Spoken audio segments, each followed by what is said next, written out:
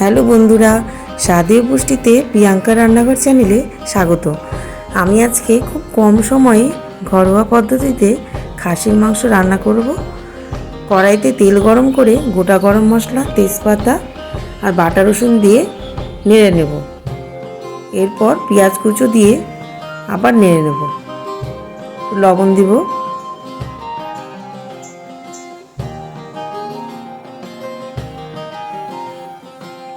এবার একটা বাটিতে হলুদ গুঁড়ো, লঙ্কা গুঁড়ো, জিরে গুঁড়ো দিয়ে জল দিয়ে ভালো করে মিশিয়ে নেব।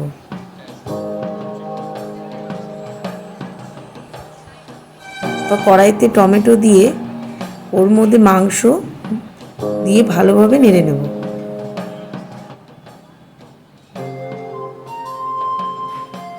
এবার একটু রসুন বাটা দেব আর আগে থেকে তৈরি করা মশলাটি ঢেলে দেব। ঢেলে দিয়ে ভালো করে কষিয়ে নেব। এবার অল্প করে আবার রসুন বাটা দেব। এবার কষানোর পরে আলুটা ঢেলে দেব। আলু দিয়ে বেশ কিছুক্ষণ কষিয়ে নেব। এবার গরম জল ঢেলে দিলাম।